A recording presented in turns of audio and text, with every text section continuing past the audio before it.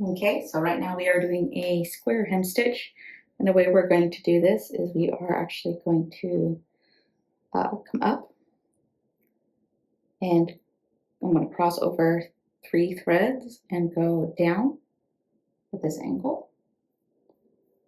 Pull that nice and tight, and then I'm going to cross over and go to these exact same 3 threads, and go under and come up on the left side of the top corner. Pull through again. It's going to create a nice little line there. Pull that tight. Then I'm going to come over across to the right side of those 3 threads and then pass through to the bottom left side. And I'm going to pull that nice and tight. And I get a nice square look. And again, pull that nice and tight. And at this point, I'm going to start the next section. So I'm going to come up to the top right and come down to the bottom left corner, pull across,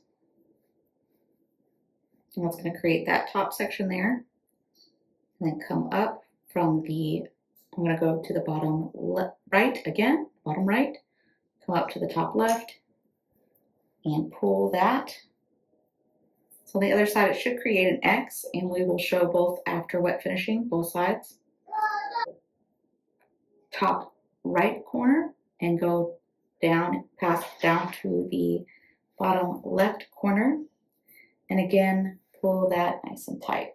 And that's our square look, and we're going to keep that going all the way to the end. So our project is still dry finishing. It's currently wet, but you can see these nice little squares from our square hem stitch. And then on this side, you can see it forms a pretty little X, which is quite nice. I think both are quite pretty, and I'm very happy with this hem stitch. So let me know if you plan on using it in the future or if you've already used it. I'd love to hear.